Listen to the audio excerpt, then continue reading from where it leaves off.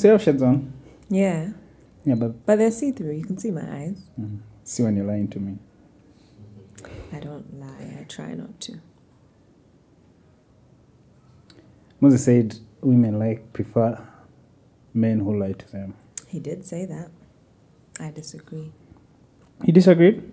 For me personally, I do think not everyone can handle the truth. But it depends. I don't mean again over lying. You mean slightly lying? Okay, there's some lies. Some lies. A lie is a lie. What lies can you take in, Melissa? What lies can I take in? Yeah.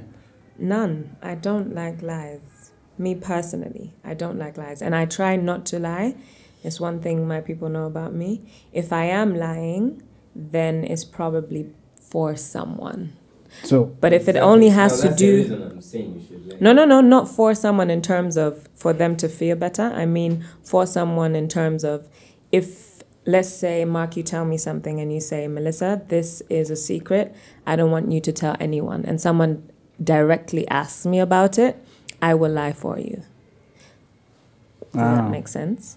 You'll cover up. You'll keep the secret. I will cover up for you. Yes, I'll keep the secret. So that puts honesty as one of your values. Oh, for sure. Openness and honesty, definitely part of me. In your experience, how have those formed your life or structured it? It has helped me a lot. It's helped me a lot in terms of people put trust in me a lot. Just a lot of information that I get and knowledge from people. In terms of just communication with people. I don't really get into fights. I don't have any enemies just because what you see is what you get. I'm very open and honest, so... You don't have haters? Not that I know of. What is a hater? Define a someone hater. Someone that does not like you, they don't even have to have met you. How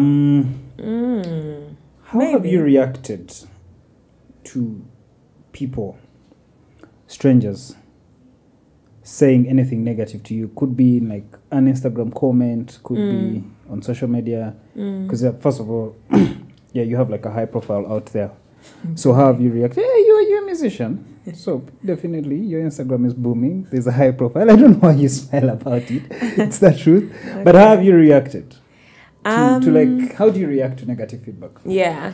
To be honest, I don't really get a lot compared to what I see out there. So I'm very grateful for that, first of all. But in terms of how I react to it, I think it's... I try not to take things personally. So especially with people that don't know me and say anything, they can only go off of what they see. Yeah. So I don't take it personal. I also believe that everything stems from somewhere. So sometimes when someone is saying something negative, they're reflecting on something that they're facing. I think, again, my father's profession and him being a psychiatrist and us just having lots of conversations in that field helps me a lot when it comes to understanding people and things that they say and how I perceive them. Do you think your father being a psychiatrist is a great advantage to how you are brought up? Definitely. Do you think you have any childhood traumas? You know of things you think if I went back to my childhood and changed this, maybe by now this would have been better? Yeah, I do. There's you a want lot to share that those experiences, some that are general, where you could give a whole experience. I think, especially looking back at pictures of myself, I feel like when I look at pictures of myself when I was very, very young, I was very jolly and, happy. I still am. Yeah. But I think that there's a period of my life where I missed out on a childhood. And that's something that I try to install in all my nieces and nephews and little brothers, live life in the moment and, enjoy. What do you mean you childhood. missed out?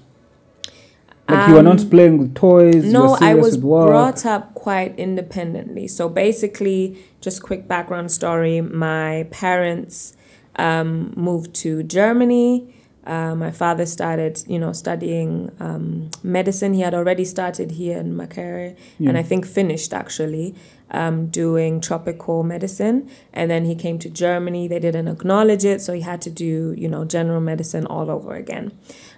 So for him doing that, then my mother moving to Germany, not knowing a single German word, my father being busy with studying and stuff like that and working all over the place. So now, for me, it was, I had to start school just like anyone else, but because my mother couldn't speak the language, a lot of the things that needed to be done, paperwork, dealing with different, offices and stuff like that, I had to now jump in and do that. In terms of us moving houses and things like that, I, as a child, was always talking to these, grown humans about different things just because my mom couldn't speak the language up until my little brother was born, and anything that had to do with him and his school education, how to apply, what to do, it's always been me. So in that time, I missed out on, just being a child because I had to help out with a lot of adult responsibilities. What have you done to like get that back? To feel like you've not missed out? The fact that you acknowledge it is important and it's good. Do you think there's a solution, or you just moved on and you have worked to know that? I don't think there's a solution because it's in the past. It has already happened. I'd also think that it's helped me. I'm kind of grateful for that experience because I don't think I'd be the person I am today if it weren't for that. But I also, as you said, I acknowledge it. I don't ignore it. I know that it is part of me, and I know it shows in different aspects in my life. So when I am dealing with other people, I know that that's a part of me. So sometimes if someone might not understand where I'm coming from or why I act a certain way, or, why I see things in a certain way, I know that it comes from that. So in the way I communicate, it shows. But in terms of a solution, it's not a problem. So there's no need for a solution for it. I think it's just about acknowledging it and, reflecting on that and what effect it has on my life today. Interesting. Do you think that's why you really like attaching yourself to culture here, yeah? Yeah. To being a Muganda woman? Yes. Do you think it's also because you missed the bit of your childhood where your mind could have been taken away from, you focus so much on grown people talk and grown people lifestyle that now that's all you know, and that's why you want to be not like you want to be. That's why you're attached to culture, because a lot of people our age do not don't care about culture. We're involved. We'll put on Gomez's when we're going for introductions. We'll put on the suits, but I would never care when there's anything that is happening in culture. Let's say from my clan, from the clan leader. I do not know where our clan leader is, and I'm speaking for very many people. Yeah, for a fact. I know what the name is. Tinedirangvi, Akabiro Gerengesa. Yes. I can because it's a recommend. It's like a requirement. Why would I be a Muganda without knowing? But to give it that detail, the attention to, I can't even. It's rare that I would claim my culture. Of course, unless I'm asked that. Hey. Yeah. Yeah. But for you, I think for me, mainly why I'm so prideful and I try and love to learn so much is just because, being born and raised in Germany, it's I'm around Germans. So now finding your identity and kind of, building that confidence, it was culture. And again, my mother didn't speak the German language, so for me at home, once I opened the door, it was like I was in Uganda. My mother would speak Luganda to us, the food that she would cook, what she would know, what the morals, everything that she would teach me had to do with, Buganda or Uganda. So I think it's just living in your identity or finding your identity in a space that is so foreign to you. I think that is what mainly, pushes the interest for me in terms of, the Uganda and our culture. That makes sense. Because I've also seen other other superstars like you, like Kendrick Lamar, like who want to like trace back their roots, Yeah. Chris, to like Africa. Yeah. I think he went back to Gabon, got citizenship. Mm-hmm. I mean, if you've achieved it in life and you've had the success, Yeah. why would that be important? Why would it be important? Well, you talked about identity, which made sense. That is I very mean, important. all You know, the a lot times of you've people lived in- struggle with that. Like, I feel like if you don't really know where you're from, who you are, you know, what you are about, it really transparent, like in a lot of things in your life. So that is a very important point that we shouldn't just overlook. It's like kind of being somewhere and you don't have, like, you're alone. Like, as humans, we were created to live amongst each other. We're not supposed to be alone. And you do kind of feel alone when you're in a space. Like, for example, America, as a Black person, with everything that you have to deal with, or like, you know, just the country, that like how it's set up and things like that, you just feel alone. So that sort of belonging helps a lot, I think, personally. Okay, now there's been a conversation. We're still talking about how you're raised, yeah? Yeah. So there's been a conversation online. Mm-hmm. I think I started it when I talked about being taken to boarding school from like from P1. I went to boarding school in top class. Yeah. I just didn't study top class. It was not useless. But then to P1 straight from. I was in boarding school. All factors constant. It was, my dad had no options, yeah? He had to go work. I had to go to boarding school. But that means, much as he took me to a top school, gave me the life, paid the school fees, I missed out on having like a really good father-son friendship relationship. Yeah? Fair enough. Like what I have with my dad is more like father-son. Yeah, like you're my father because you're my father. There's no way you can do it. I'm your son because I'm your son. Yeah. But like the bond of being friends, like, and people are bringing this up where you can just talk to your dad about anything. I was still telling you how it was so hard to me, like to take anyone to him, like, hey, this is my person, or this is my female friend. Like, it was never, because that relationship was never there. Yeah. I could come home, we eat food, you know, your school fees is paid. The most important things are the things that mattered. And because that's what life dictates, things that mattered to him. So I missed out on how important some things are. Yeah. Like the bond, the friendship you have, talking to your own person. I don't know what people have with their fathers anyway. So, but I like my dad. Yeah. I'm proud of him. I want to be like him. Yeah. His character is everything you die for. But that, for you, do you think it's important, first of all, yet people have to work? Do you really believe people have time to parent like the movies, where you have to come, kiss your son in the bed, then be there for their sports? Because it's hard. The odds are already against you, yeah? You have like 5 children. Yeah. They're all getting to school. Earning here is a bit hard, so you have to like probably go get money elsewhere. Yeah. And that means you have to stay away from family. You have to sacrifice one thing. It's either I can afford a better life for my family, or we'll stay mediocre and there's no progress and people miss out on things. Yeah.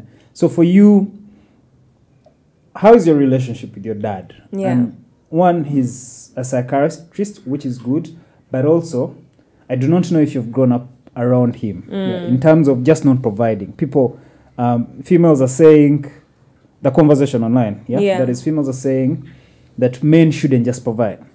And men are saying providing is hard, that I have to sacrifice everything else to make sure that I can provide. Yeah. I think, firstly, I can understand men and the pressure that they feel. I do think that society puts a lot of pressure on them in terms of, like, you know, providing and things like that. I do think that we should be a bit more fair when it comes to men in their position. But then on the other side, I also agree that, you know, parenting isn't just providing, you know. It is important for us to have both parents in our lives. I do think that both parts play a big role. And I think it is beautiful and also important for us to see that, see both of our parents present. Everyone has their own, style of bringing up their children. That is up to everyone privately. But I do think that a lot of us need to know ourselves more and know what we can handle.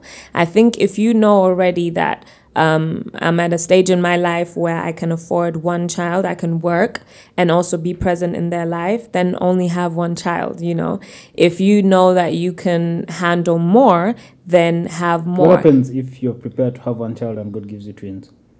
If you get twins, and that's what God will provide. Like there will be a way for you to figure it out. But as there's a saying that says it takes a village, and I do agree with that. Like raising up a child is actually not as. But that was in those days when I was growing up. Yeah. I grew up from a humble family, but we were still very, very far away from the normal communities, Yeah. So we had gates, enclosed, stuff like that. Now, when you go out of the gate, for me, when I used to take out, when I come back for holes and I take, let's say, my bike outside the gate to play, my dad was in Japan, but they would call him. He would have friends. Oh, your son is always on the streets. He's never settled at home. Like, he would know. Like, I knew that the community was involved in, like, every decision making I had to make. They've seen me with a girl on the street. He would know that, hey, on Saturday at this time, on this road, you are with a girl. What are you doing with women? Things like that. Like, the community would help him get involved. He's also, like, a really strong church person. So a lot of people go to the same churches, So they'll look out for your children. But that is not the case. When I had my child, I was literally raising the boy alone. From there's times I didn't have a maid, and I had to like sacrifice. Now there's no work. I had to stay home and just he was very young. I was like 2 years then.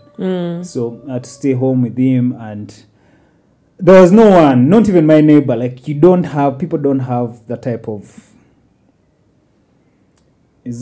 People don't have those relationships. I know for a fact that the people that stay next door, I've only said about 5 words to them since I came here. Either I meet her when I'm moving out, I'm like, hey, how are you? And that's it. Like, they cannot know what's going. They don't even know that I have a podcast in the studio. Yeah, that's quite interesting. It reminds me of life in the Western world, or should I say Germany, actually, because that's where I live.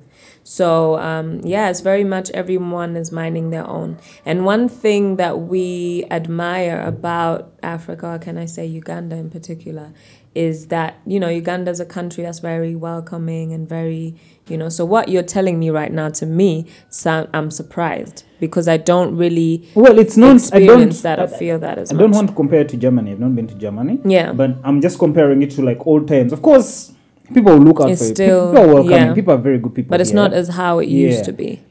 It's also not very inclusive, even just on a family basis. You don't have very many aunties visit you, things like they used to get involved when I was still growing up. I do not know if people are just too poor that everyone is really focused on their growth or all that. But again, how do you think parents can have very good relationships with the fact that they have to work? Because right now even women work, most women don't raise their children. The maids do. When I look at the friends I have who their maids raise their children, you have to be at work the whole time.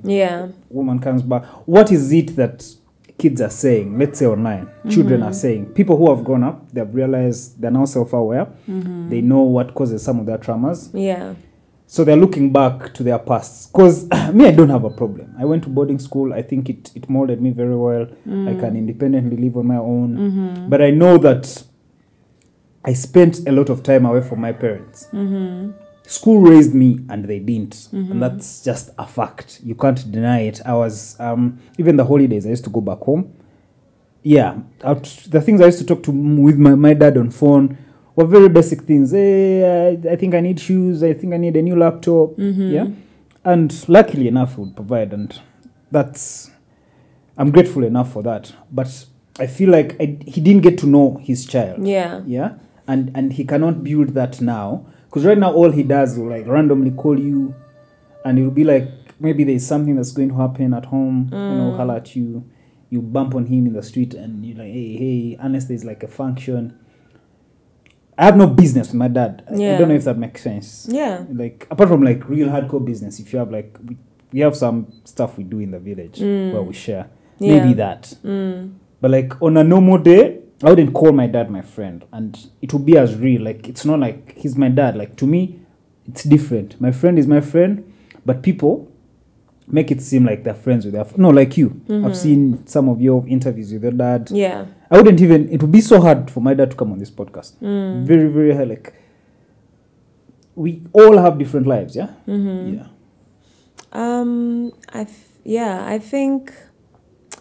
I think it is communication plays a big role, because you can be, a parent can be present physically, but you can still feel like they're not present in your life. I think it has to do a lot to do with knowing your child as well, because we're all different in a way too. How do you think your dad mended your relation? Like, built the relationship you have what's interesting? A lot of people think, because of what they see, that my dad has been, present in my life the whole time, which is not the case. My father I used to see him maybe once every 2 weeks. There's a period of time where I didn't see him for a year, and I think even over a year. So it's not like my dad has been present in my life 24/7. No.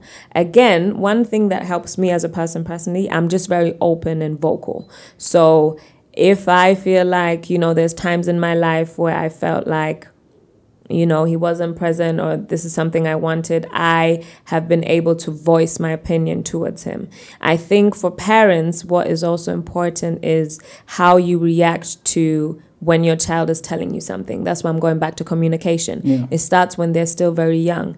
If you are a parent, or your parenting style is very, harsh, always no, and beating and whatnot, maybe your child will then, withdraw and maybe not really open up to you or tell you things. And that, kind of creates a sort of distance. With my parents, I feel like I've had the best of both worlds, because my mom is someone who is a bit more strict. But even in her strictness, just because of how big-headed and, confident I am, I would still not lie to her about, I don't know, where I'd go or things like that, or people I'd be with. Even if I knew that it's something that she wouldn't like, me somewhere she wouldn't want me to be or go or be with, I would still do that, but I would be honest and open with her and tell her.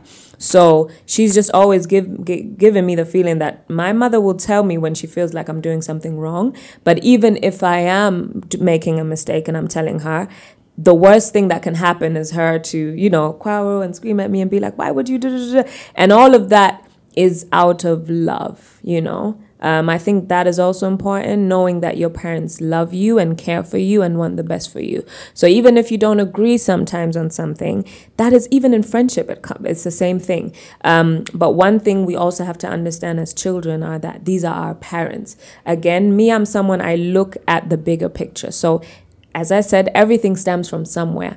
My mother's parenting style is the way it is because of how she was raised up. So my late granddad, may his soul rest in peace, has passed away. But the stories that I hear about, how he was with his children, and then my grandmother, her mom, is still alive. So the conversations I have with her are very open on as to how she raised my mother. So when my mom reacts in a way, I know, okay, Melissa, she doesn't know any better. This is how she was raised. She's now in a whole different country, new space, new, challenges. It's a different life. Same thing goes for my dad. His mother, bless her soul, still alive. I have conversations with her. The father also passed away, but I know how he was, or I know a bit of how he was brought up. So that helps a lot as well. You talked about parents loving their children. Do you know that some parents don't love their children genuinely? I'm sure that's a possibility. I don't know if I'm allowed to say this, but the one thing my dad kept telling us while growing up, that you are so on your own. That life has been so unfair to me, like to him. And his own mom, I didn't have that relationship with his own mom. Like he believed that his own mom kind of like hated him as a child because she had very many children. Mm-hmm. So there's such a thing. Your own parent can hate you. Yes. Yeah. And that affects the child as well. And also understand, like, you know how they say there's different love languages? I, for example, the way I want to receive love is not how... Touch, right? No. This is why you keep asking for candles. That's one thing I don't. Everyone knows. Me and physical touch. But yeah, no. The one thing, like the way I want to receive love is not how my parents give me love. Does that make sense?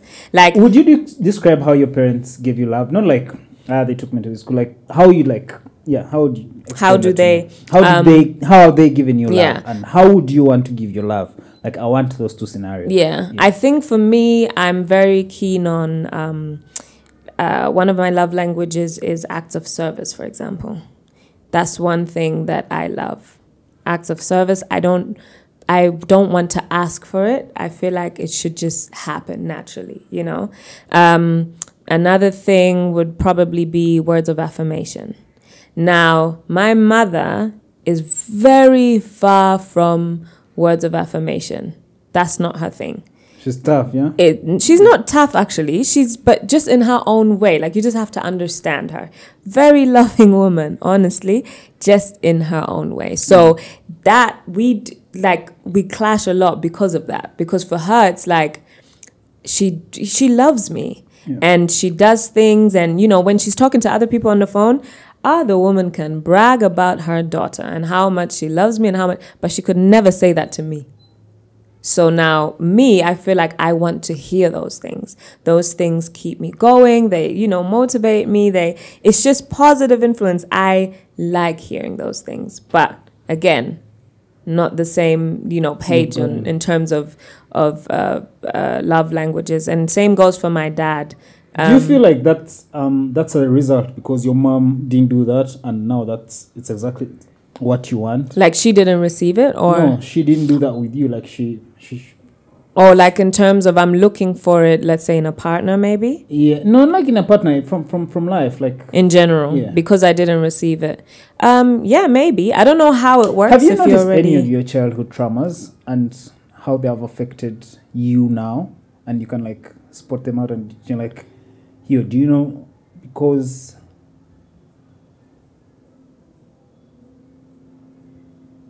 Because I wasn't really like me. I wasn't really so open to my dad. I feel like I can...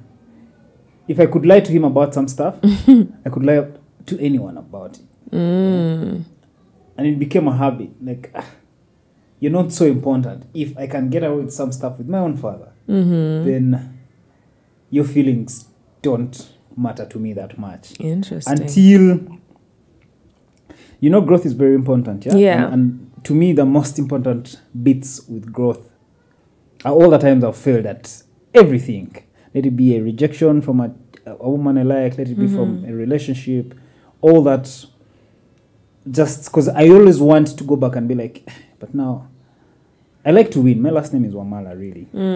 I was born to win. Like, at least my mom. The only things my bigger sister tells me about my mom saying, like that's all she knew about me, that that guy is going to win. So I've put that at the back of my head for a very long time, that when I fail at something, you said I don't like to listen to people, but I don't have to. But when I fail at really things, I go back to them and I trace like, okay, now this is because of this is because of this. Yeah. Now I realized that some of the things, it's because of how I grew up with, and it takes some time to like, I didn't like reading growing up. I've just gotten that culture of reading. So I did not get to understand a lot of things, and it cost me a big chunk of like, I'm like this because of my childhood. I do not know how to control my emotions because of this. I used to get angry so quick. Yeah, one of the things I really know until my anger cost me my life. Okay, not my life, I'm still alive, but it cost me my world. Let me put it in that case. Now, the anger, now going back, taught me, this is why, by the way, I also have a dog. Because, dogs are very, very, very annoying. So they help you train your She's just a useless being, doesn't pay any money, just has to eat all the time. It's, yeah. So the only thing I get from it is the more it has to piss me off. And I have to think of the fact that it's just a dog. It cannot get me pissed off.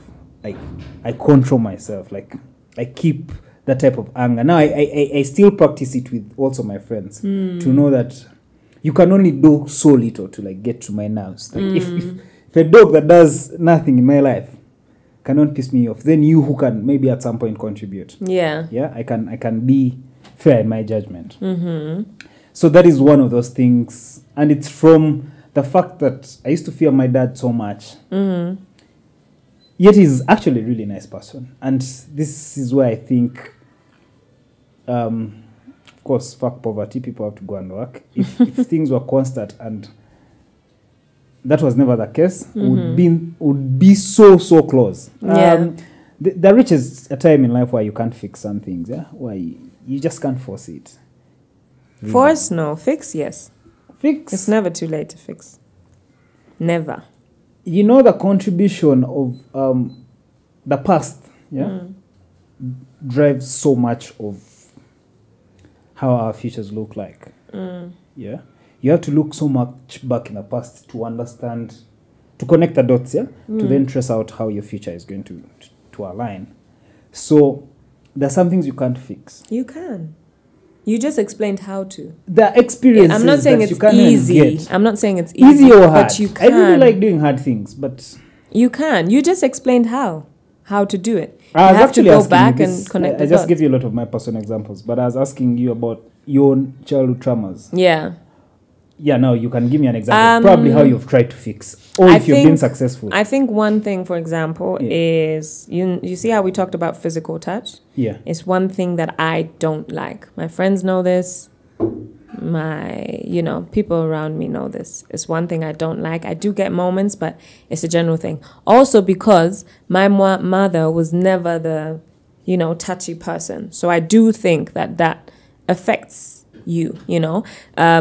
One example that really showed me that black and white, it was last year in summer, I believe. We were out, me, my mom, my dad, I think my little brother was there, my sister. So now in summer, we've seen a lot of women, with their baby bumps, they're walking around and they are, giving love to their baby bumps in open, just rubbing their belly, talking to their bum and things like that, right?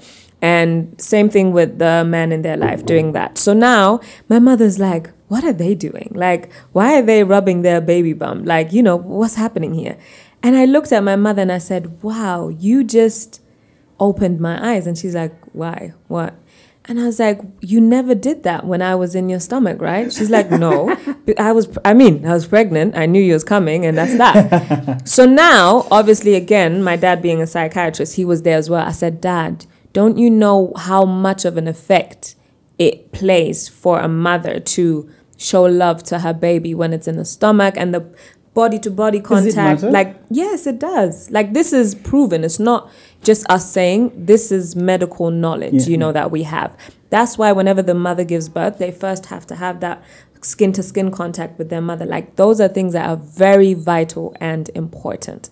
And it shows when the child does not have that. So now, me, Melissa Mulungi, I don't like physical touch because of that. That's where it stems from. Obviously, even me being born, if she would have maybe done it after or anyone else, maybe I would have still developed it. I'm not saying that was the end all, but it also didn't happen after that. So, but how do people get this information? Let me just stop you there. Because I've remembered the whole time I was having a baby. Yeah. I was involved all through. And that was not information you'd come across.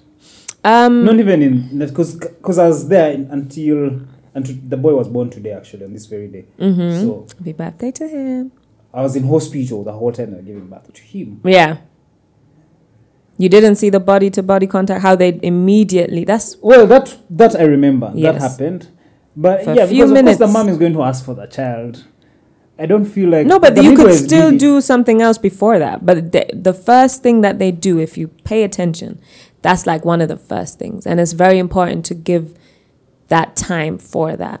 But in terms of how they find out, it's experiments, experiments. You do it and you don't do it one, and you see how it affects the child. And so also, what have you been doing to like fix that? But you're still telling me. yeah, in terms of that was actually just how one thing, for example, that I know the reason why.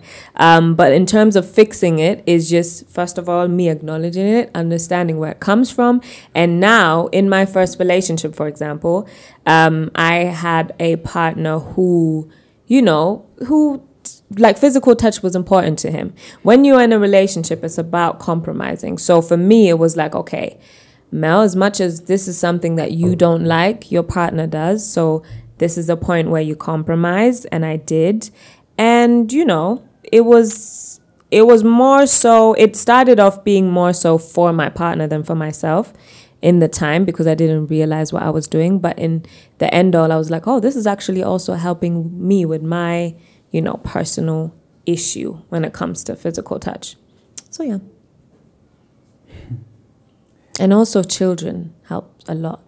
Nieces and nephews, because they're very yawning when it comes to, they love cuddles and hugs and what. And I'm a very prideful aunt, so that also helped me. So you spend a lot of time with children? I do. I like children. I like their minds. I feel like they very have interesting. independent minds. So still, in terms of growth, how much growth have you noticed in your life? And you can quantify it and be like, okay, and this can be positive or negative. Yeah. Yeah.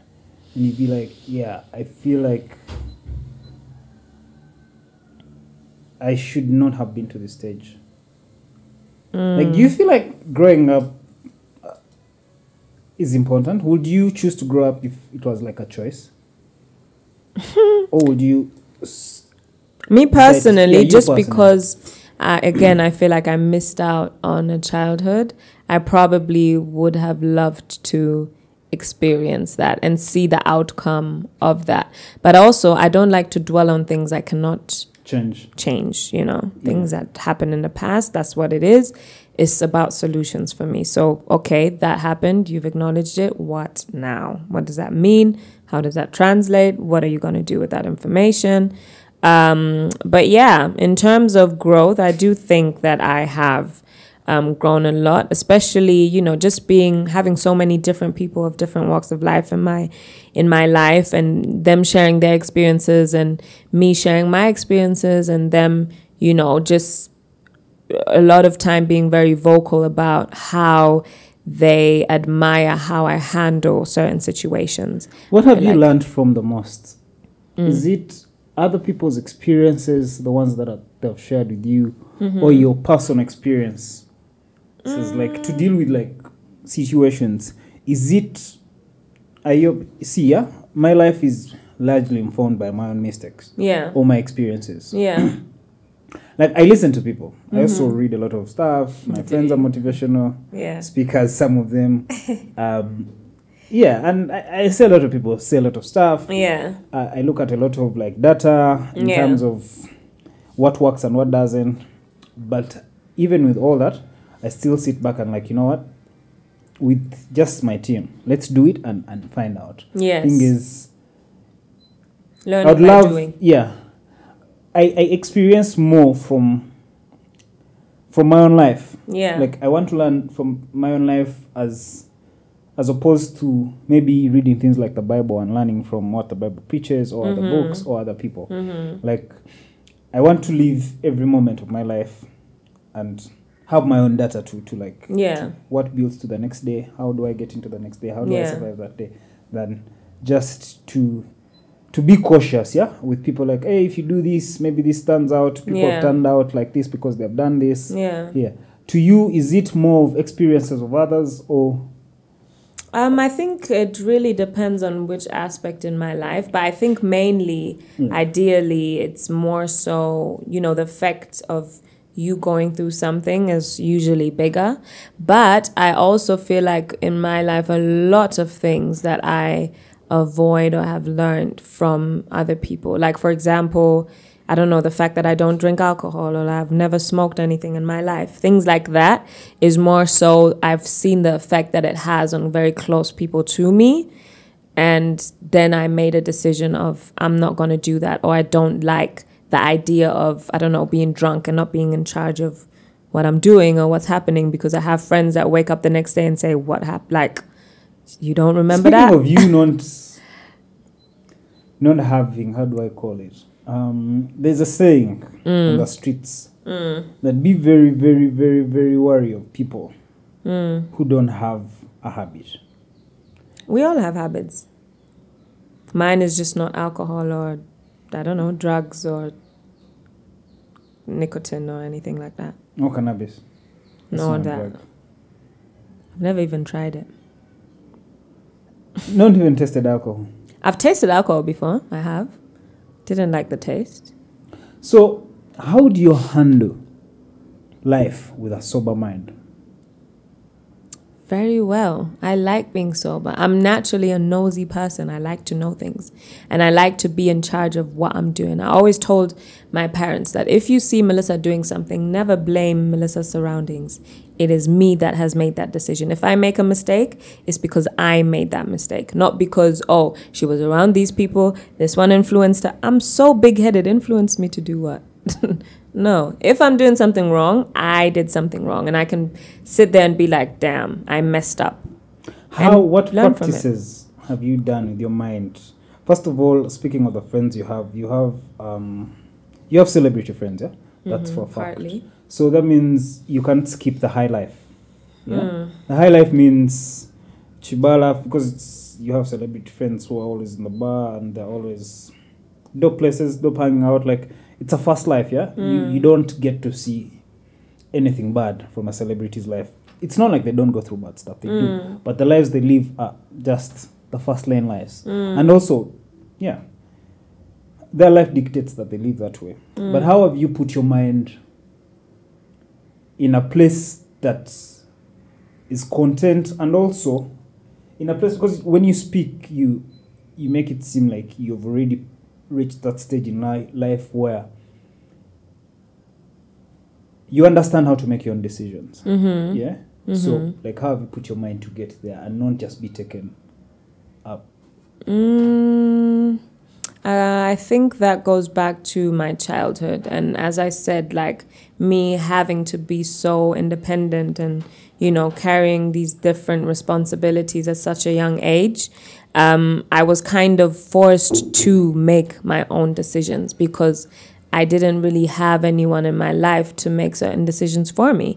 If it comes to education, what school I'm going to go to, how to, you know, it was me. I had to do that because my mom didn't know the school system. It was completely different. So it started at a very young age. And I think that just, you know, carried on in life for me.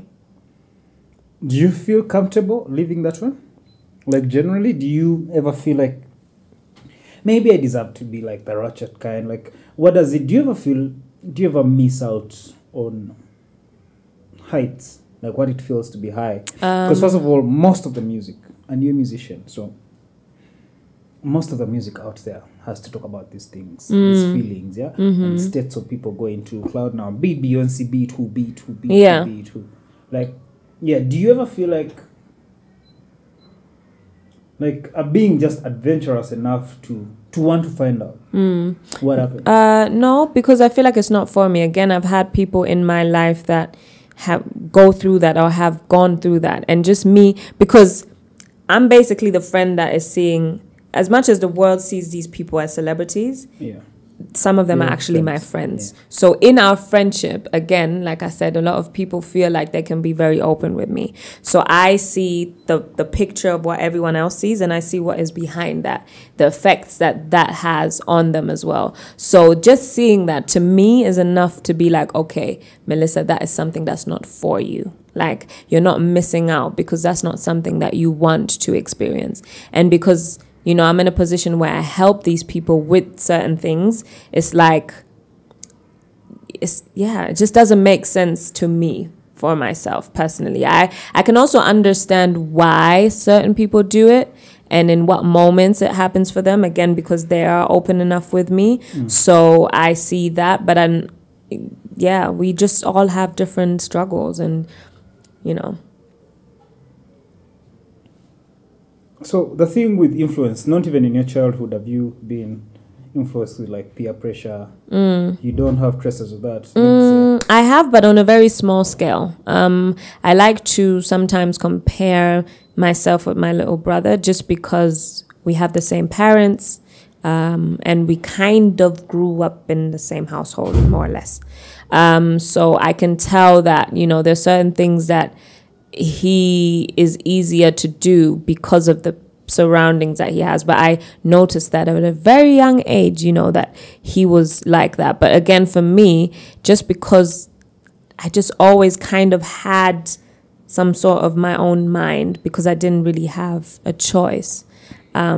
So yeah, of course there's little things where you know, you see certain people maybe buying a certain item and you're like, oh, I want to have that too, you know, but not on a scale of like characteristics or anything that's very major.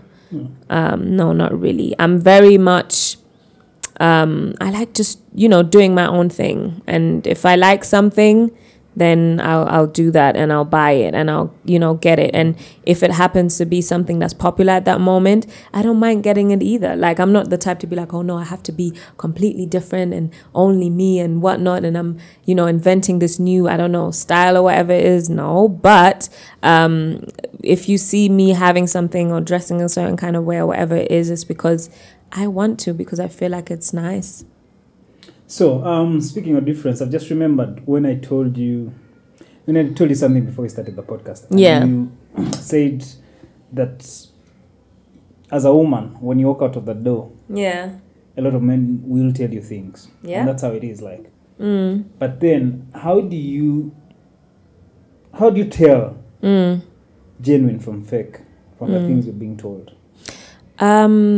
One thing I've realized is when it comes to human beings, it's very hard to tell. Like, a lot of human beings are very great at pretending. So you can't really know. Like, there's no formal for you to be like, okay, check. If this and this happens, then you know. You can't really know. But I think it's more of a feeling, how you feel. And for me, it's, you know, experience. Even if someone was to lie to me, but in that moment, I feel good. Whatever they're telling me is making me feel good. I'll enjoy that moment for what it is. If after the fact, I realize that this person lied to me the whole time around, I'm sure I'm going to be hurt, but then that's what happened. And in the moment, I felt good. The person treated me good.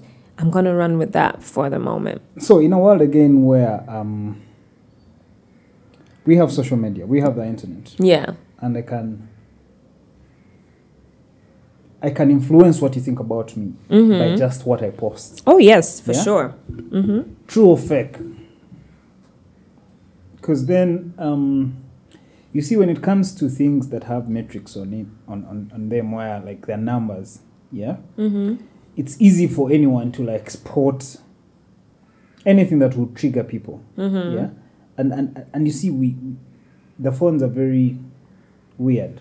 I can just be in my bedroom the whole day and disturbed by my own things. But then, because I don't want to be disturbed alone, I can choose now to disturb a huge part of some people in the world because there's an algorithm that connects us together. Yeah. Yeah. So, if you know some of the things that I post on the internet, but then you also know the person I am online. Yeah. How much of my reality informs your perspective of the person that I am when you have two scenarios of, well, some people are the same all through, like you, yeah? Your life, you post your life, what you're on about. There is really no actual difference between the Melissa that is offline and the one that is online. But then there are times when I post something. Yeah. One, when I know it could piss off some people, but then it's a random thought in my head. Yeah. Yeah? Does that inform your perspective about the person I am, even though you've met me like in person? Because now my friend Escobar has no Twitter. Yeah? So... Oh, you know what? Shout out to him. Okay. But he doesn't use it that much. Yeah? But the mark he knows, yeah? Yeah. It's very different from the online presence. It's not so different, yeah? This might be my real self on online, but there are some things he does not know. Like, you'd get to him and tell him, oh, there's this guy Karen. He said this, like, oh, Karen, like that. Who is Karen? Like, in that specific thing, like, who's Karen Mark? But when he gets to know that, oh, this is a guy that actually I work with. You say some outrageous things sometimes online. Everyone does, right? And don't you think we're supposed to have, like, free speech? Oh, go ahead. But then also be okay with the backlash. Yeah, I don't really think I'm at a stage where I mind about backlash. Because, one, yeah, again, my perspective to this is just being so free that I can express myself. This is why I have a podcast, by the way. Yes. Yeah, so that I can express myself. This is how involved I am on free speech. In fact, even the drugs, I have another podcast on just drugs, the Mindspace podcast. Yeah. So things I'm passionate about, I really go and act. So it's about being able to express myself. So I don't really want to trigger anyone. Yeah. So usually, by the way, when I tweet something and it gets a lot of comments, I don't read them. Yeah. I just mute it. So can I ask you what your intention of saying some of these things are? Because me, for example, I do say some things online as well that a lot of people don't agree with, and I get backlash. But now here's the difference. But what is your My intention is I'm usually asking a question because I genuinely want to know people's view on things, or, you know, I'm sharing a thought that I have, and I, you know, sometimes just feel like, just for me, it's always about the feedback. It's rare for me to just say something just for it to be out there. A lot of times I want to know what other people think about my thought, or I'm sharing something that's being talked about at the moment, and I'm sharing my view on the topic. It's usually to do with that. Of course, sometimes I say things just to put it out there. It's some sort of, therapy. You can call it, but exactly. That's it. But then therapy. But again, like, no, it is intention. Your intention is to kind of be free yourself from it. Yeah. So there is get it out. Yeah. So there is an intention behind it. But I think intention is very important, because there's some people that just say things because they want to trigger people. Yeah, I've been in that situation, I think, but then I realized that it's just not a good thing to make anyone's day worse. Yeah. Yeah. But then you cannot know.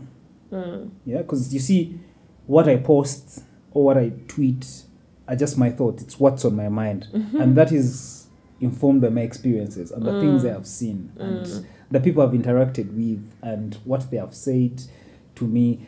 Some of the things, by the way, I think have been so triggering in my life. I've said I have gotten them from someone directly having conversations. I have some conversations with some friends of mine. Yeah. So of course people deal with a lot of stuff. So they'll give you like examples, real life examples that are happening in their experiences. So sometimes I just get exactly what they've said and tweet it. I don't think about it. It's not in my life. It's not who I am. So and you tweet it because it was so interesting to you that you want to share it? Exactly. Or? No, because I tweet it because I know that there are people like him. Yeah. And that's the thing with, let's say even if you put out a misogynistic tweet, when you really know that, this is really a bit against women. Yeah. You're sure that some men really think like that. Yeah. Yeah. It goes back to that gravity video. Did you see that gravity video? I didn't watch the actual video, but I've seen tweets about so what in the video, had inside. In the video, it's more like locker room talk. How someone would ask, first of all, something sarcastically, then you just answer sarcastically because it's trending. Like, in my opinion, this is why I think he came up with the video. The video, he says, "Hey, me, I beat my woman. In fact, if you cross my line, I'll just beat you there and then." This is how I think he came up with that. It was the journalist had pushed him to say something about his situation that he didn't want to say anything, but because they had kept pushing, he said something they probably wanted to hear. Like, it's either you're going to be against your fellow artist who's a man. In this case, this is how I feel.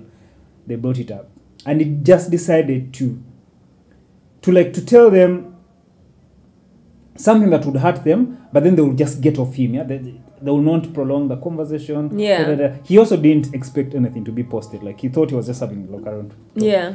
Media can be very confusing, so they put that out there. Mm-hmm. He comes out to apologize after, but when you look at something like that, the people who have judged that man completely, Yes. they're done. Yeah, I don't want to be that type of person in my life who, first of all, I don't find that as kindness. This is one of the issues I have with feminism and how the people that front it. Yeah, I have more sisters than I have brothers, by the way. So in my life, I also didn't grow up with my own mom, so I really, really feel like women are very important. Mm-hmm. But because of how some debates are put out, yeah, and how human emotions work with people and how people really react, people don't really like to be told what to do. In general, even me in school, I never liked to be told what to do. Not even from my parents. Like, I want things to just flow. Like, if I want to clean this house or wash utensils, I want it to be like, hey, I want to wash utensils. But Yeah. the only reason I'm independent enough is when I don't want to wash utensils, there's someone on schedule to do that for me. So people don't understand that when it comes to online. People want us to live perfect lives. And I feel like that's impossible. It is impossible. Because from the moment you wake up in the morning, even if you dressed up, by the time you reach, they'll tell you the sound has echoes. Even if you're sure that everything is really good. Something just doesn't always work. Yeah. So I don't believe in people coming up with opinions about others just because of what they post. Yeah. I think when you do post online, you again, this goes back to how you asked me how I react to negative comments. Yeah. When you do post online and someone says something, you have to understand that they're just commenting on what they're seeing. You know, that's why I say I don't take it personal, because they don't know me personally. But because I have an online presence, I'm very big on not judging other people. And also, again, because I have friends who are celebrities. So all these things help me a lot. I can see what happens on their what timelines. people see, and then I know the background story of their actual lives. That helps me in general how I deal with human beings. Also, away from the whole celebrity life, day-to-day life. My uncle, for example, may so rest in peace, he passed away recently. Yes. He used to drink, he was an alcoholic, a lot of alcohol. He used to take me to his bars, girlfriends, and, you know, all these places. Me walking around with my uncle and meeting all these other drunkards, friends of his, who are doctors, lawyers, engineers, all these people. When you see them, you would think, Tebaina Mugaso, like, people would probably just look at them and be like, these drunk people. But because I knew my uncle, who was also an alcoholic, but painted our houses, has amazing abstract art in our house that he did. So talented, so intelligent, but he has that problem, you know, the alcohol thing.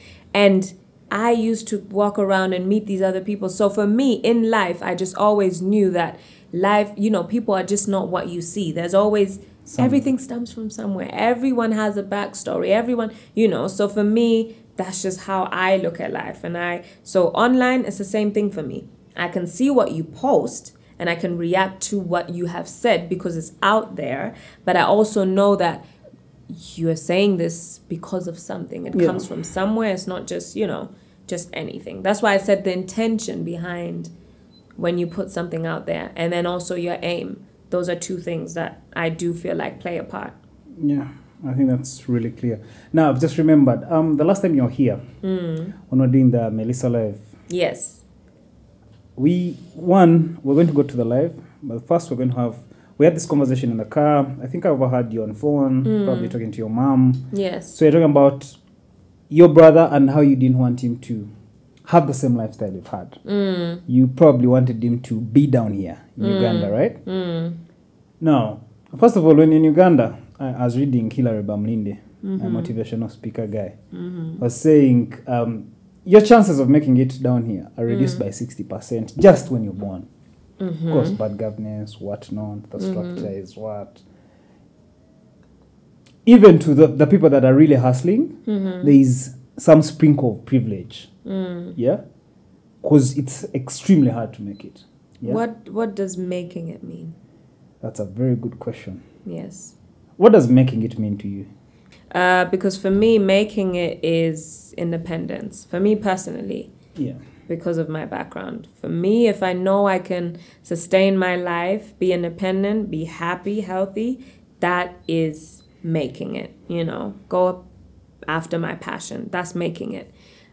Just to give you an example why I ask specifically why I want you to define making it is because if you look at a lifestyle of a person in Germany, for example, I'm not talking for everyone, but for a big percentage, it's probably, going through education, we all kind of take the same route more or less when it comes to education, up until the point where you say you are joining university, we're all kind of studying the same thing, right? Yeah. Now it's time to go university. Usually you choose whatever you're choosing, or you do a placement, whatever it is, and then you start working. After you start working, you are more likely to rent a place where you're living, lease a car, whatever it is. You're never really in ownership of the things that you possess, right?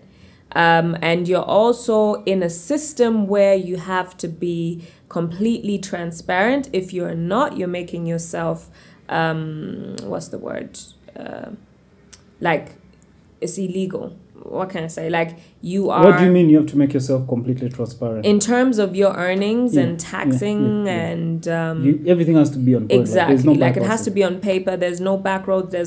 You have to be transparent.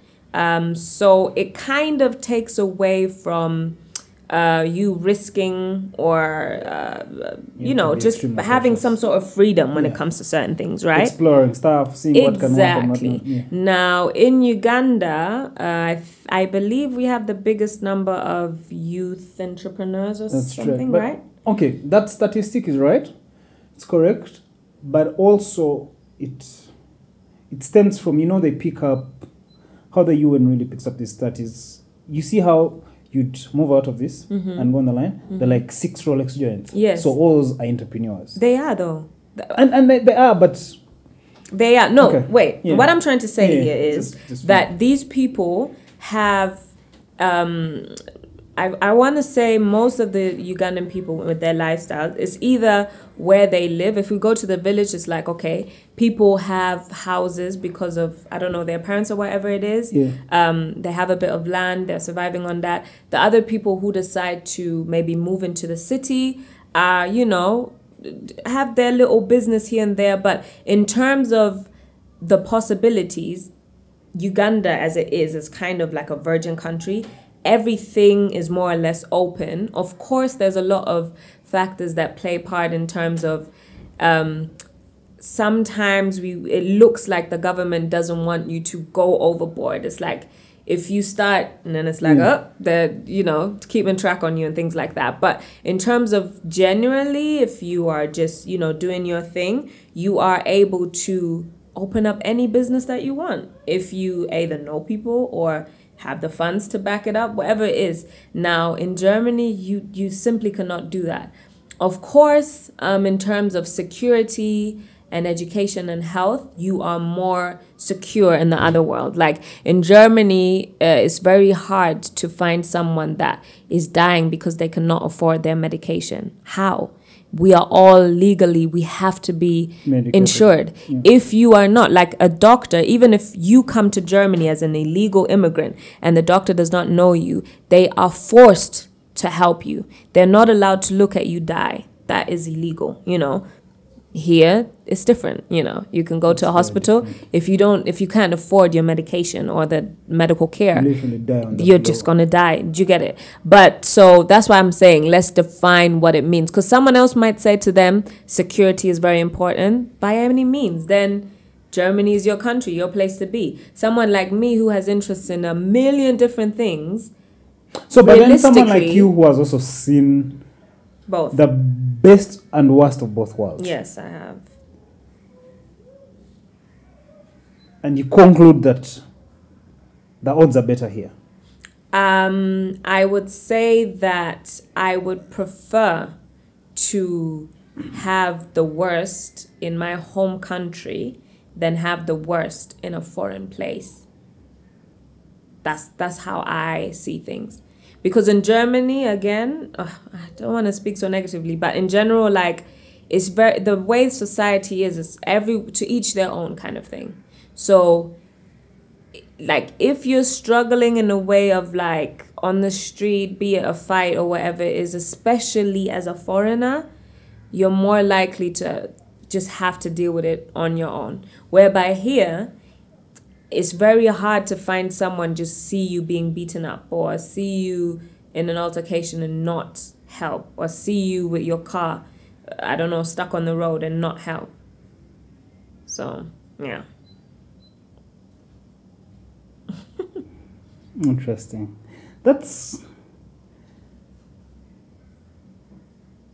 I know it's a different view on things, but again, all up to the definition of everyone personally, what they feel like making it mean. So why did you feel like you should make that choice for your brother?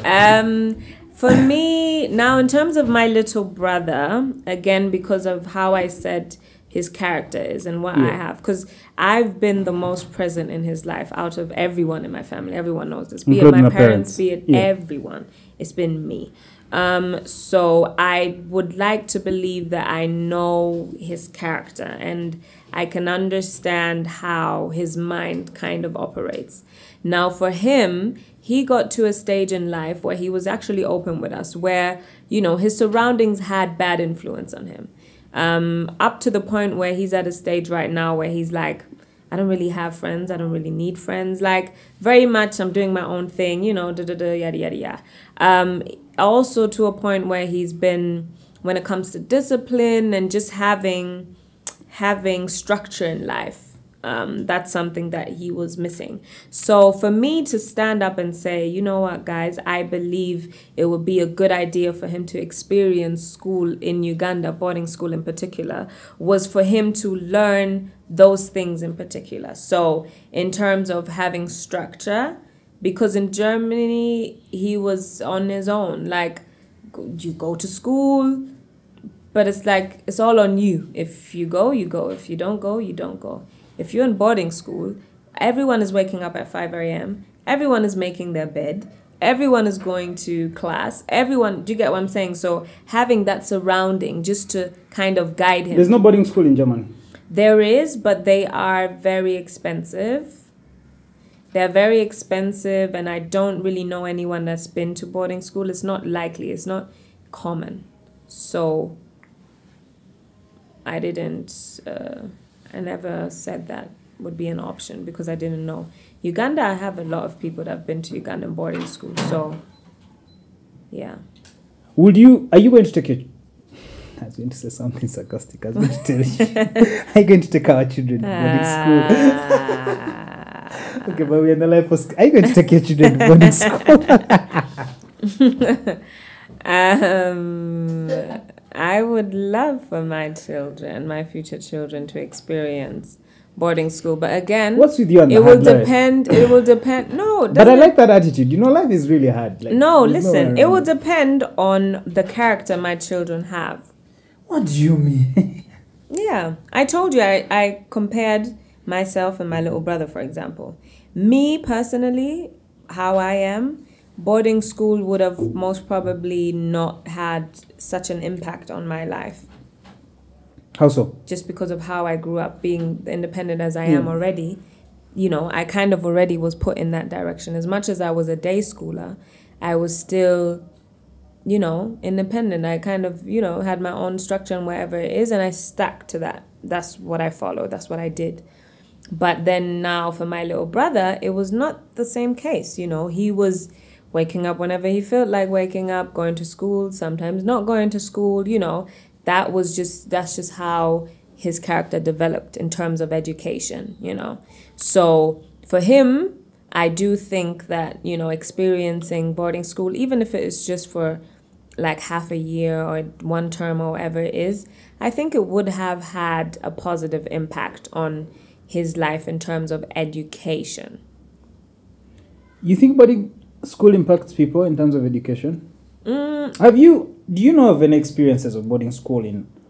Have you cared to find out? Do you have? Yeah, I have enough friends who were sent back, as they say, from like who lived in outside countries or were born outside and were sent back to Uganda to go to school, and all of them went to boarding school, male and female. So yes, I do.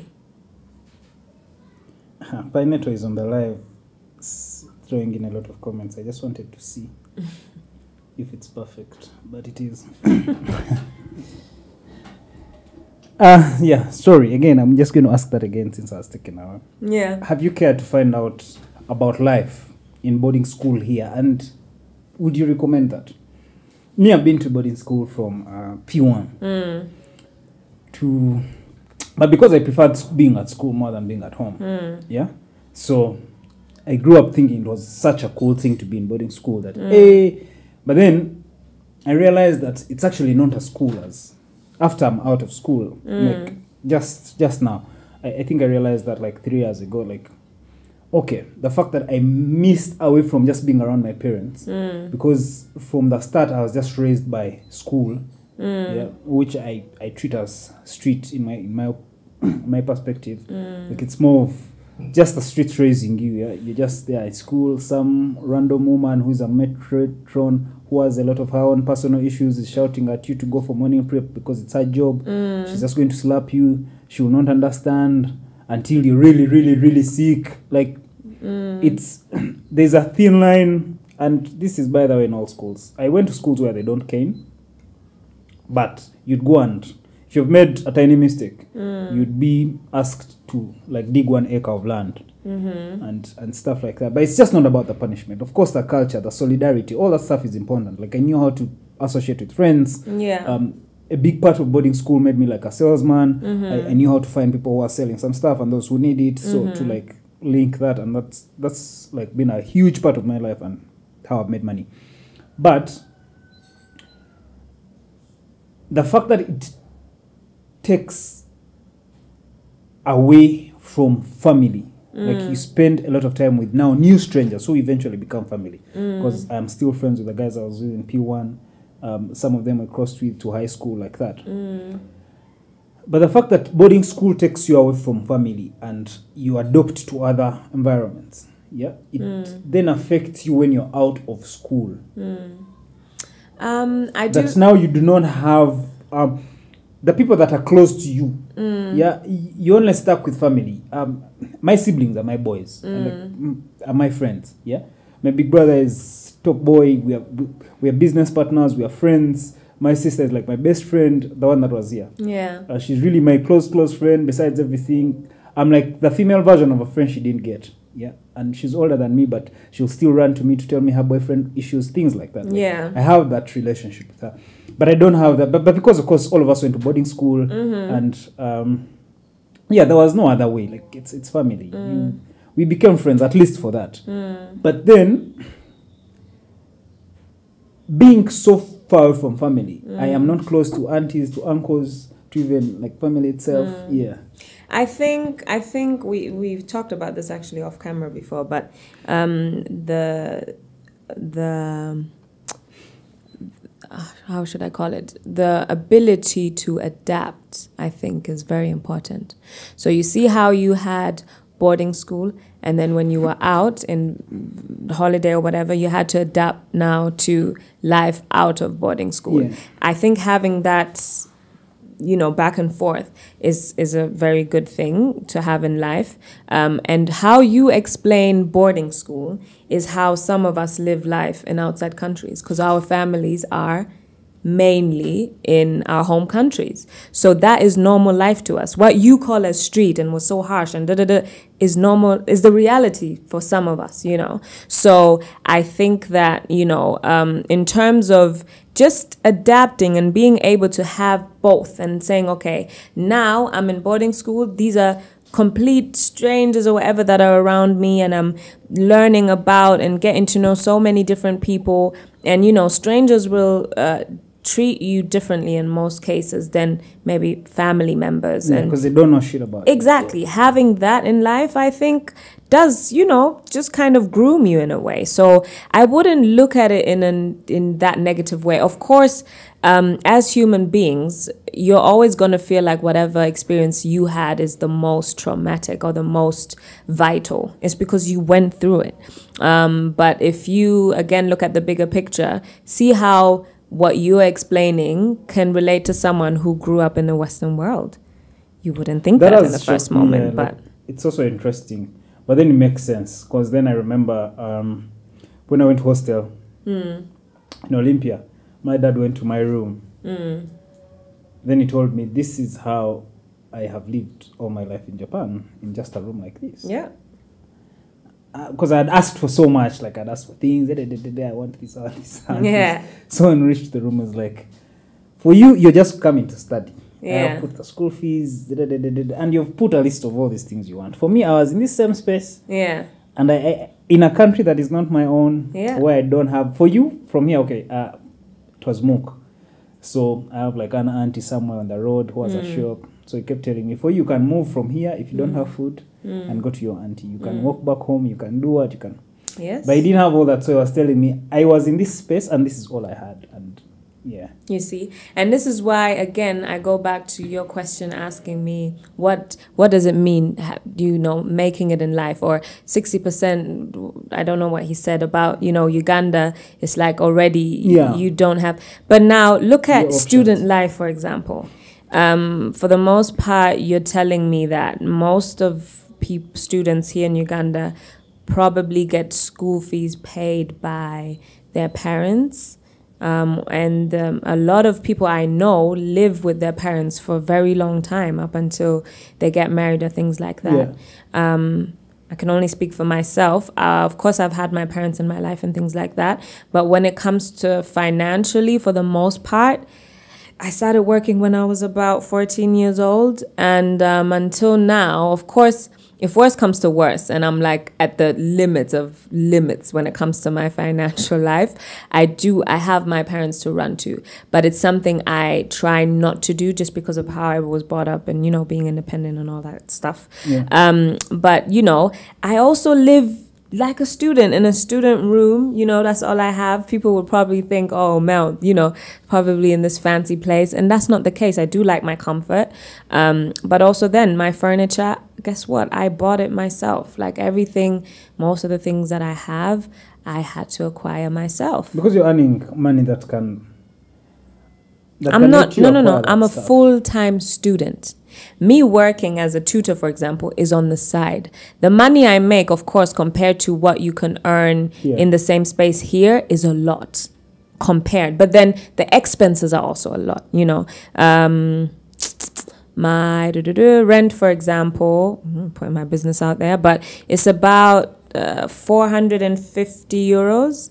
And I'm talking about a room that is maybe a bit bigger than this.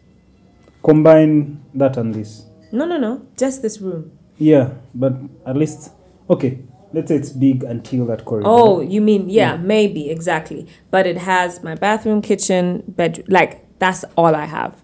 And that's how most of our students, or they're sharing accommodation and paying maybe 300. So yes, I earn more, but then I also have to spend more, food, things like that. So expensive. Would you, if you could travel back in time, would you rather do school from here? I would also in terms of quality of education. Yeah. What would you prefer now? This goes back to our conversation with your brother. Germany, here. Okay, I do think there's different parts for me that play a role in that. I do think in terms of things like handwriting, discipline, when it comes to school, I feel like Uganda is much better. I feel like Ugandan students, compared to, because I am a tutor, so I can speak on that, are more, maybe not more intelligent, but they are more, what can I say? They seem like they have more knowledge or are more educated in a sense, right? In Germany, kids are a bit more free when it comes to school. It's like studying is very independently kind of, structured. So you can acquire as much knowledge as you're open to acquire. Don't you think that's how it's supposed to be? Look, the conversation I Kahuma think a put up mixture online. would be good. Yeah? No, look at the conversation Kahuma put up online. Did you watch the video? Where he's No, talking about... So the video he's saying there's no point of getting a degree. Yeah? He's saying that if you can learn a skill, you can learn on YouTube. We've been having these conversations, me and my peers and my friends. Yeah. So again, in our family, only the girls have gotten the degrees so far. Yeah, for me, my dad is still pushing me to go back. The degree, I'm telling me, wait. But when you look at the argument Raymond was hinting on, is like, if you can work here, there's no need to have the papers. Yeah, that goes down to the quality of education. Now, you've said in Germany it's more of like independent. I'm also thinking you choose what you want to like. Yes, but then that's what we need. But this is imagine I had learned, let's say, learn how to code. I'd right now be earning what, 6 figures? But do you know what the vital point now is? Yeah. In Uganda, if you acquire knowledge on your own online, you can start up a business. In Germany, they will ask for that degree. There's no way you can cut corners. You have to be transparent. It has to be on paper. I know this. Do you really know this? No one's going to just employ you and you can learn while on the job and show them I have this knowledge. No, we need a set paper that is signed and sealed, that has went through different avenues to be like, all right, this person actually knows what they wrote down. You can't just say, I know how to code and then go somewhere and apply. And you have to have some sort of backup. So in terms of freely, education being independent, yes, but still you kind of, if you want to live that secure life that people are yearning for, you have to be transparent and be on paper and have, certain degrees or have finished a certain part of education. It's hard for you to just, I think America is maybe a place where you can, I think America is more of, that's why they say the American dream. You can more so be like, I know this, and if you know someone, and then it's more likely, but Germany is very much strict on paper. They're very, very, very exact. But the education, in like generally. Yeah. For you, I don't know if you know what we study here. I've seen some actually. To like the friends who are like your age mates. Yeah. Who have been going through school with you at the same time, but in different. Yeah. Do you think you're the same people? Do you think you'd sit in the same interviews and get out the same, or you'd have an advantage? And this is not to like for you to come off like a better person. This is in both systems. Do you think a girl your age who has done her school from here, and a girl and you who has done school from Germany, same ground, you come to me, I'm the guy who has the job, both of you talk to me, and I ask the same questions, I tick off the same questions, who do you think will get 100%? That's a good question. And funny enough, I think she might be able to answer the questions correctly more than I do, but I might still get the job because of how I am answering the questions, even if they're not correct. Does that make sense? Yeah. I feel like me you'd be more growing up in there, answering. exactly. Yeah. Like there's a way, the confidence, the ability of thinking outside of just giving you the answer. I think that is one point that might help me because again, me having my charity organization and going to different schools, I can see how children answer in schools. It's very much by the book. It's like everyone is kind of giving you the same answer because that's what they've studied. Now for us, it's more so, yes, this is the answer, but you don't have to say it how the teacher wrote it down exactly. You are more open to answer still correctly. You didn't just cram things to answer. Exactly, yeah. Okay. Then personal. There's a lot of cramming here. Yeah. Because that's all we do. We want to pass, Yeah. But then some people, everyone has a different style of learning. And that's one thing I've learned as a tutor. I have students, same class, same, siblings even, where I can say a sentence to this student and they will quickly grab it and that's it. And another will be frustrated and be like, what? It's like saying, for example, if I ask you what is 25 plus 35, right? One will first do 20 plus 30, then do the 5 plus, 5 and get the answer. The other one will do 25 plus 5, then add on the 30, get the same answer still. The other one, there's different ways of learning. So you have to understand, and that's one thing that I'm kind of missing more so here in Uganda, because it's like, that's the curriculum. This is how the teacher's in front. This is how you're learning it. Everyone cram. Not everyone is good at doing that. Yeah. Me, for example, I am a visual learner. I need to hear things. I need to write myself. I can't just sit in a room and listen to someone. It's gonna, so we all have different ways of learning. And that is one thing that we also in Germany struggle from now having school and then transitioning to university. Because university is, you're sitting there and you're listening to whatever they're telling you. And then you have to, in your own time, decide what is my best way of learning things and how am I going to now really understand everything. Because me, I'm very much, I ask so many questions. That's why me and mathematics have always had fights with each other. Because someone will tell you in math, this is how it is, Melissa, just accept it. But for me, it's like, no, I need to know, how do I get to that? How does that... And it's not like it's impossible for someone to explain it to you, but it will take too much time. There's 30 other or 100 other people in the classroom with you. A teacher cannot focus on you and give you that time to explain that to you. So you have to just take it as it is. So, yeah, I think education is so broad that we can't just say this is the best and this is, In terms of your own education, how much of that do you want to bring back here? And how, in terms of what I'm studying, what you're studying, or what you're studying. Well, all of it, hopefully, but then also understanding the environment that I'm bringing it to, and that's why I love spending a lot of time here and just going around different places. In terms of me studying health economics, for example. And the health system that is at hand down here. What pisses you off most about the health system here? And okay, one, we don't, of course, you said in German, you can't die on the street. Exactly. I think those are How can you implement that here? The access.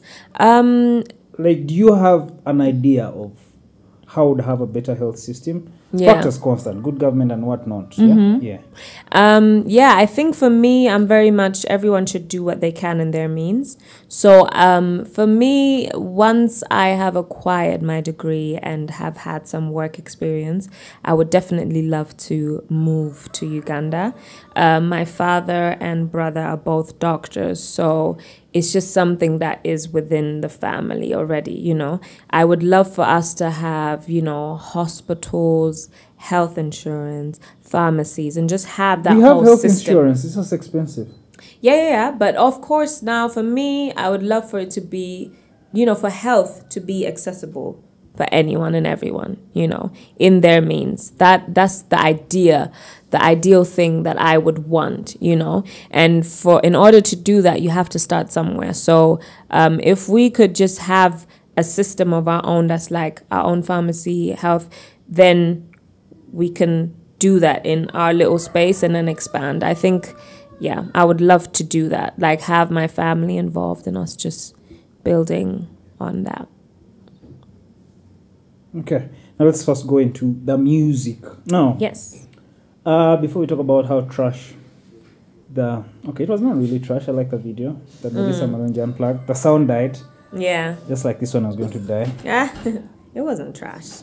Yeah, the trash was very bad. No, from what I really wanted to produce, I got so disappointed with the Melissa Mulungi. Just so that guy ran away from the set. Hey. So maybe that was one of the issues. But I took some time out to listen to literally every song you've played. Yes. The one thing that stood out for me were the lyrics, yeah? Mm-hmm. Yes, you like culture, Yes, you like to sing, but your lyrics are just not anything that rhymes. Yeah, you just don't like. There's a story. It's also deep stuff. So, what are you trying to communicate? Yeah. I think music for me is. And how much? Okay, let me just finish the question. Yeah. Like, Yeah. what are you trying to communicate, and also, how much of your music, how much of lyrical power do you attach to the music besides just the beats being kawa? I've seen the guys you've been working with are all good. Yeah, the beats and just you singing as Melissa, like how much of like the lyrics. I've been struggling with Douglas, telling him to write so that in this time you're here, we get down with the recording so we can. And I told him I was going to take care of all that. I just don't know why he's slow. But I also insisted that for you to come up with what she's going to sing, you have to really listen to all her stuff and know that it's going to be hard to give her mediocre lyrics. Yes. So how much power, like, do you write for yourself, first of all? Yes, I do for the most part. Do a lot of writing for myself. If someone else is writing, then it's usually after we've discussed where the direction I want the song to take. But yeah, for me, you know, lyrical content is so important because the music that I love and love the most, and I can you know, love listening to the most is music that has very strong lyrical content. It's not just, you know, music. Of course, I What's have your best music? Give me like examples of. For example, like a song and old school R&B, for example. All everything has been I'm saying like the genre old school R&B was very strong on like lyrics, like it was a story they were singing about something someone can relate to. So relatable music to me is, you know, the most important. Another genre that I love is gospel music, for example. Gospel music is also always a story. Yeah. It's lyrically very, you know, broad and strong, and it's very relatable, you know, as well. So yeah, that's where I draw my musical inspiration from, because I started singing in church as well myself. So yeah, it's very hard for me to just sing just anything. Yeah. How do you choose the things you sing about? It's the vibe and the mood that I'm in that moment, you know. Sometimes I feel like I want to talk about a certain topic or something I've been through or something a friend of mine has been through, and then I find the right, or explain that, and the producer comes up with a beat that fits that. Or I'm just randomly have a melody in my head or rhythm or whatever it is, and we first put down the beat and then I write on the beat. So the process is not always the same, but yeah, lyrics does play a huge part. So if I wrote down stuff, yes, how easy is it for you to like just put that in like melodies and sing? Like, I don't think I can write a song, but I can put down things that I know will make sense to the world. Yeah. Like if someone put them in a song, I don't know if that's how people write songs. They'll have some meaning to them. Yeah. So, but I can't sing. But if I wrote them down for you, yeah. First of all, how much of your music is not written by you? Even the collables. Do guys just give you the lyrics, or you write all that stuff? No, I mostly write. If I'm not writing, I am in. How easy is it? Like, do I hit you up and you take like a week, or you can come to studio? And it's always different. I don't even consider myself a songwriter, by the way. Okay. So it's because I feel like I've seen songwriters, and to them that's their craft. Like whatever it is, like they Madra. Can make a song out of it. You know Madra? Mudra? Yeah. I don't know if that's how they pronounce the name, I think. Mudra, yeah. Yeah, really, I just got to learn that he was writing a lot of music for, I think, even Karaoke Sita. Yeah. So when you listen, before now, he was writing this music before Karaoke, before he started singing himself. So, but when you listen to his music now, then you listen to Karaoke Sita, you really see that, okay, this is Madra. This is the person. Right? Yeah. You can feel the community. It's just like anyone who has a Radio Mose verse. Sometimes some it's hard, but you know that now that's Spice Diana, but that's written by Moses Yeah. Radio. Like you'd feel it.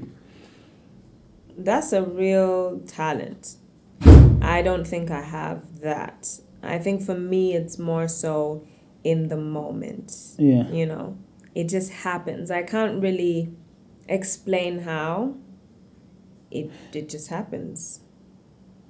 Is it also because of your experience of like growing up really independent that, because now Lessons, the song, so motivation, yeah, like yeah, you're on some sad shit and you're telling us now to learn. Yeah. Yeah, it's how I speak. If you Yeah, but yeah, then it's how you speak. It's how you have Exactly. your conversation. Lesson is actually a very good song to describe you. Exactly. I agree. That's why I made it the first song before the performance. Yeah. Yeah, because I felt like that was you now, even when Yeah. listening to it. It's actually a really nice song. You should make a video for it. Thank you. Yeah. So let me ask you about 2 more questions. Yes.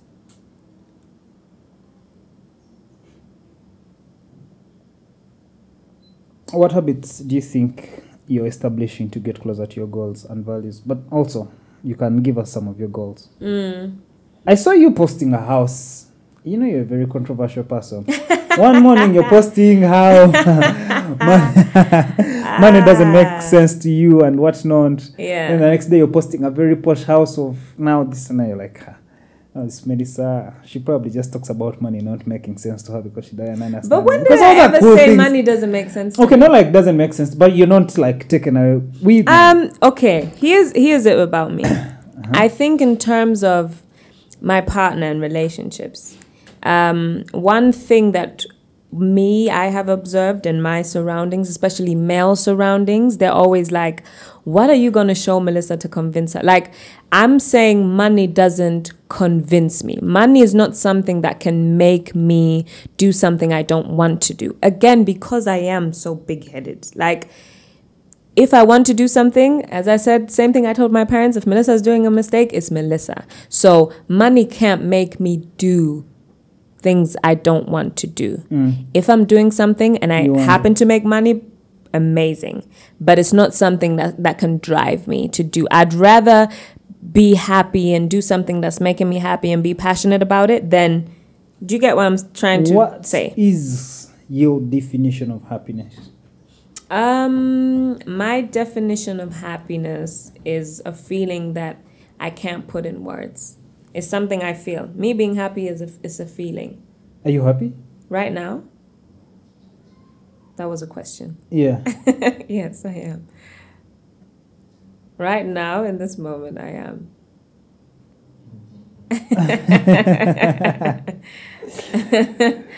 That question is bigger than just right now. Like, are you happy in life?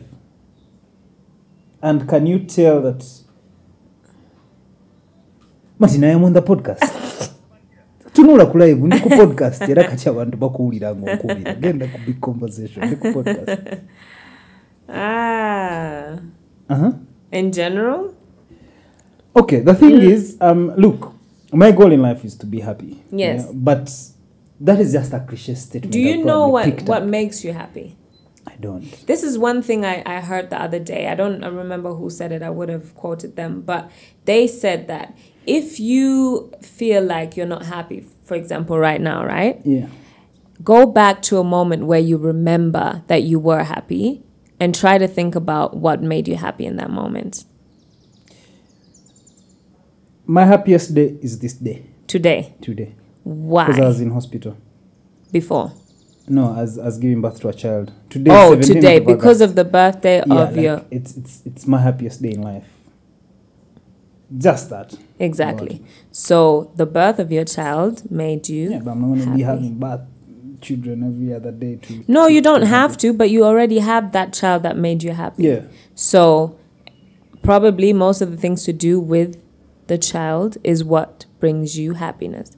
Because for me, my nieces and nephews, for example, bring me happiness as well and joy.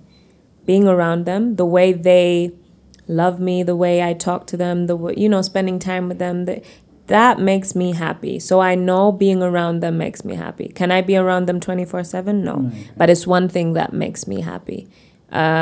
Creating music makes me happy. being in studio, creating a song, no matter how sad the song might be that I'm creating, it makes me happy. Music makes you happy, yeah? Yes. Okay. That means we'll create a lot of music. Now, back to the question, of course. I asked about habits you could establish to get you closer to your goals and values, Yeah. but then I wanted you to like give me an understanding of like what your goals are. And that is because me, I don't believe in setting goals, first of all. I feel like once you set goals and you look up to goals, that's all you get. Yeah. It's like making money and yearning for salaries. Like you can get 2M, then you get 5M, then you get 10M, then you... But like you said, costs start increasing, so it's just never enough. Yeah. And it's not fulfilling. I do have different goals for different things in my life. I do set goals just because it kind of helps me to stay on track of things. Writing down goals is something that helps me. It's something my father taught me when I was young. Just to, you know, write down short-term, long-term goals. I also, though, I try to not focus too much on long-term goals just because I feel like you can get lost in that when you do that. But yeah, short-term goals definitely, even for the day, is something that helped me, especially, oh my goodness, in times of the pandemic when we were at home and we were not allowed to leave our house and you just felt like life just didn't make sense. And it's like everyone was in that space. There's nothing you could have done about it. By the way, speaking of the pandemic, how was it in German? When you say not allowed to leave your house, Yeah. were you just keeping indoors the whole day? Because for us, we're not allowed to leave our houses, but we still... Yeah, no. go to the We bar went out. because we of walked. how our systems are. No. Like, you There could was just no. bypass everything. Yeah, no. There was no bar and stuff like that. No, there's no way you could bypass it because people were actually not working in terms of that. It was literally just supermarket. And best believe Melissa would get ready and get dressed and plan her outfits to go to the supermarket because that's All you something had. I was looking forward to. But again, I woke up and had short-term goals in terms of today. I wrote down things from wake up, brush your teeth, shower, do this, just to tick them off, just so that I can stay in that mindset, just because that's how I live my life. Okay, Not obvious, details, like, not detailed yeah. like that, but I try to. I realize that I'm more productive when I write down my goals for the day. For example, for today, the podcast, things like I wrote this down, and best believe after I'm done, I'm going to tick it. And that ticking that just gives me a feeling of, oh, okay, you've done something today. So just, I would say a habit of mine is that just keeping track of the things that I want to do in a day, in a week, in a month, in a year, and being able to, you know, tick them off and work towards them. You know, just having some sort of direction of my life. Have you dealt with pain in your life? Oh, yes, plenty times. But one pain that I feel like has been one of the most tremendous is losing my uncle, who was like my best friend. Not just because he's a family member that I lost, but just friend. Because he was my friend and because of, you know, me and my love language and how I want to be loved, and him doing exactly that. Like, it was beyond just, I think the way my uncle loved me, I think my grandmothers can come close to that. But it was in a special way that can't be explained because I never had that conversation with him as to how I want to be loved or you know, the things that I like and how I want people to treat me. I never had to speak to him about it. It just came naturally. And I think losing that, like I genuinely, by the way, but it's in terms of, you know how people it's been speak. just months, right? Yeah. So you know how we people can't speak talk about how much it has helped you to inform your now perspective on life. Because, yeah, your uncle and now he's not there. Yeah, but it happened, so I can. It doesn't matter if it happens today or it's how you deal with it that makes a difference. But because I spent so much time trying to understand why I felt the way I felt when I did lose him and, you know, how I dealt with it, that's how I know, you know. For me, that was actual heartbreak. These things of, relationship, and this person doesn't love me anymore. You've just not experienced that genuine love. Have you experienced genuine love? I don't think I have. Now looking back. But then how can you tell a love that's real? Do you No, it's think not we about the love Okay, that's- not like real. Do you think we can only notice love from, let's say, how our parents loved us? No, this is what I'm saying. It's about how you want to be loved. Do you get what I'm saying? How can you know how you want to Because be you loved? know what makes you feel loved. You know what makes you feel loved. You know when Do I? something is missing, or I feel like you should. Anyways, if you spend enough time with yourself and reflecting on how you feel. Myself for what, 3 years, 4 years? Yeah, but you might ignore how you feel and your feelings, especially as a man, because of society. You're more likely to dismiss how you feel. Yeah, but don't you think it's important to dismiss some of our feelings and just... No, I don't think so. For me personally. Does it matter to recognize all your feelings? Yes, Don't you feel because like that's you're how you left behind? understand how you want. You said one of your goals is happiness. Yeah. The difference why I know what my happiness is and you don't is because I spend time on realizing what makes Do you me like happy. meditate? No. What practices do you do to like... How do you spend time with yourself? I just do a lot of reflection and I acknowledge how I feel. So if someone says something to me or does something to me, or if I lose a person in my life to death, I spend a lot of time in acknowledging how I feel in that moment and what makes me feel better and how I get out of that situation. So if I'm in this dark hole because of outside influences, we all have had moments where we've been in a dark hole or a bad place, and we've all overcome these moments. So I spend a lot of time in that process. I'm in a dark place right now. I'm acknowledging it. I'm not ignoring it, dismissing it. That's how I feel right now. What's making me feel this way? What can I do to get myself out of that? Okay. What's helping me? Yeah, that makes sense. Finally, as we conclude, when you're still out, there were articles about you and your mysterious relationship with Levikson. And how you're very Ridiculous. heartbroken. And here you are telling me about your only one heartbreak being your uncle. Yeah, word. Some True that. people are asking there online about you and how you're feeling. Yeah, I think it was very interesting, especially, I'm not sitting here going to say, oh, I don't know who Livingston is. Of course I know. I've also said so many times that he's one of my favorite male voices in this country. I am a You used to fan. sing with him in church as well, right? No, I grew up in Germany. How? But we have mutual friends. But you have music together. You told me you have a song. We have a song together, yes. Okay. We have a song together, that's true. It's not out yet, though. But in terms of that, again, first of all, I had exams, so I wasn't even online. So people sent it to me privately for me to even see it.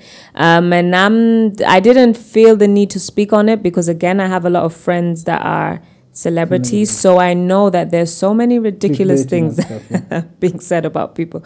So for me, I was just in shock. But because of, some of my family members actually believing it, I was like, oh, wow, this seems to be a bit bigger than what I thought it was, But,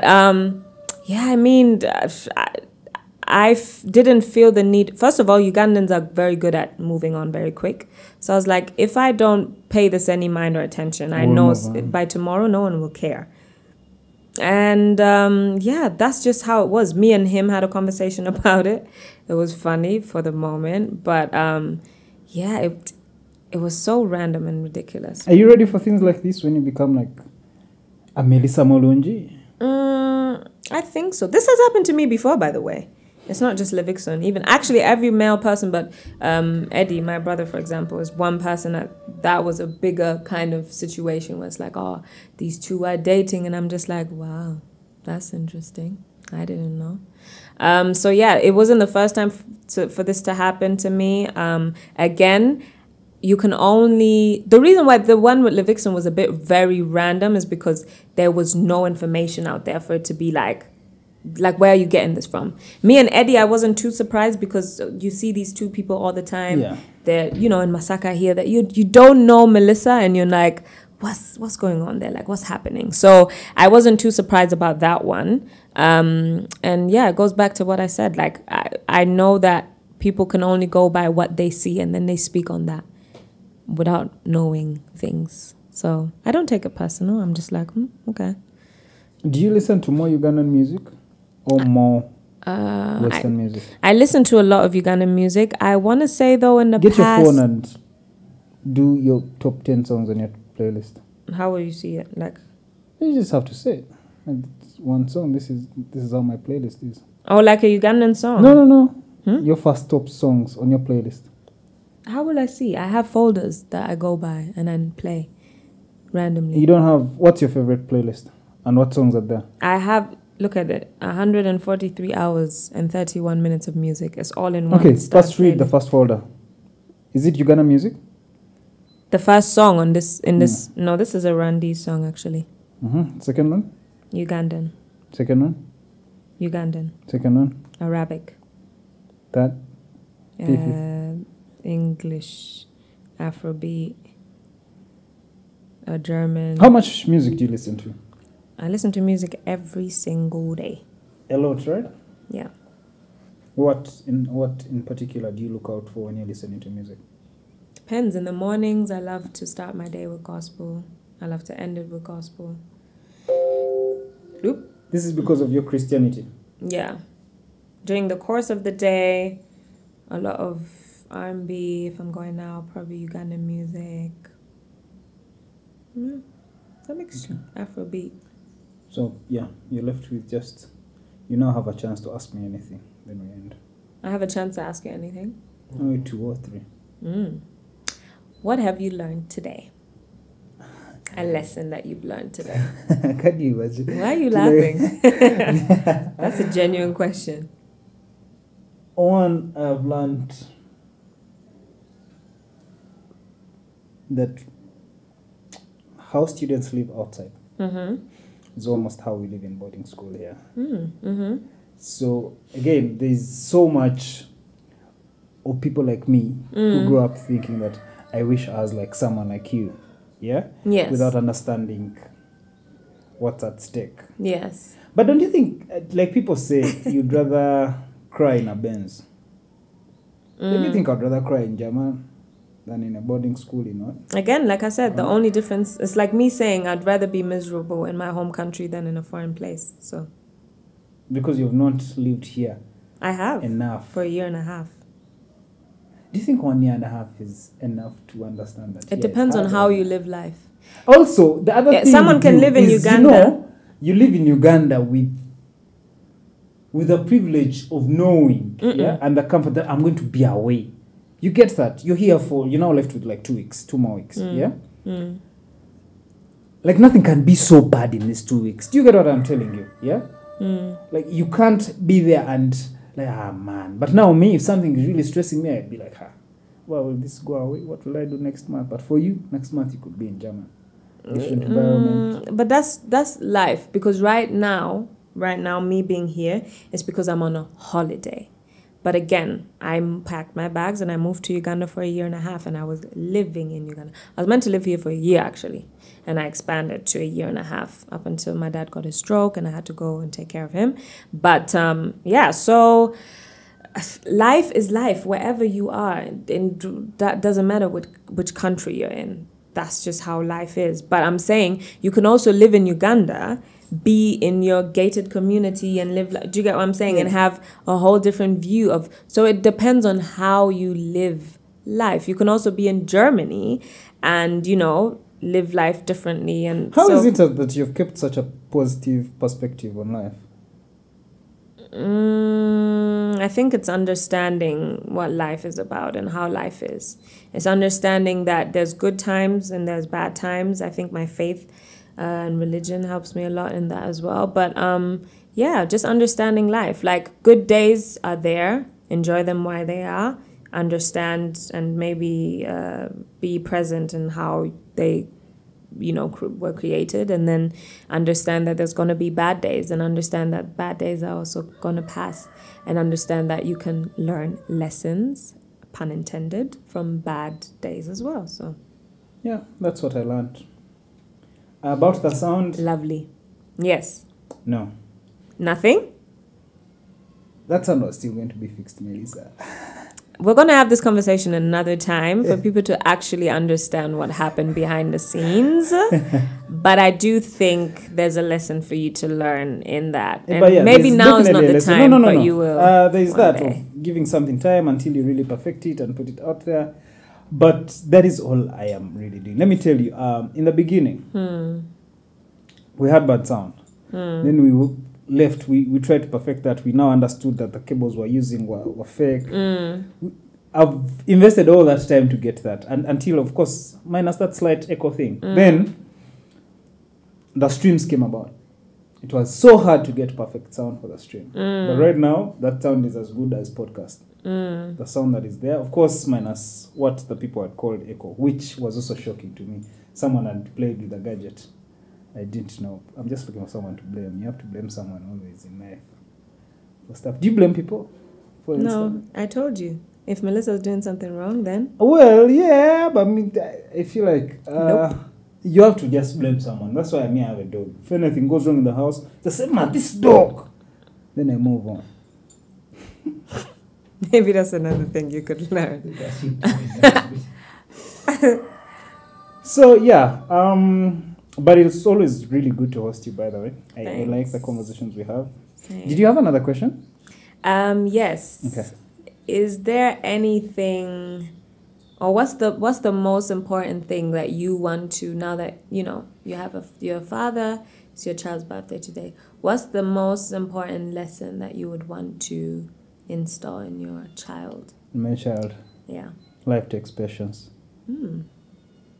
Like for anything to work out, Interesting coming Patience from someone that doesn't seem like they're patience very and patient. consistency. By the way, no, forget that sound thing, because I had given these guys that. Like, we started setting up Escobar. You started setting up for this at 8. Yeah, but he's not the sound guy. But he started setting up at 8. So by 10, I'm supposed to just sit. Patience doesn't have a time limit. True. That is one value I want to instill in him. But if you know I'm a very patient man, first forget that.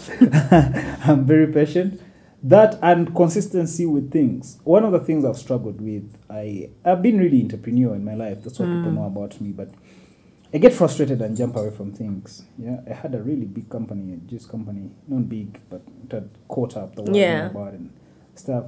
But then small frustrations take me off things. So the art of just being consistent at something and doing it and putting it out there is fulfilling. It has just become fulfilling. That's why I do it. This podcast is strictly fun. This is why you can just hit me up and tell you, let's have the conversation. Yes. Because then if I don't do the conversation, I feel like it will become a habit of giving people excuses. No, hey, maybe this. So I don't compromise on some things. I want to teach him consistency with patience, because that's almost the same thing. Like patience, it comes with, you have to be doing. You just can't sit there. Whatever you're on about and you believe in it, to me, that's it. Again, also, just being, like the Bible says, treat anyone else like you'd want to be treated. Apart from internet people who you do not know, like no one can come into your life to say, don't say this. If you're not hurting people, you're free. The world is yours to take on. Yeah, that. Nice. Can I add something to that? Yeah, definitely. One of the things that I always tell my loved ones is, and how I live my life, is no one owes us anything. And that we're not entitled to have certain expectations from people. I think the sooner you learn that, the more peace of mind you have in life. So whenever I do something for someone, I don't expect them to do the same for me. It's nice, and I'm glad and have gratitude, and I appreciate when they do it, but I don't expect it. Because I feel like, be it my parents, my kids, my siblings, my family, my friends, no one owes me anything. It's dope. That's it.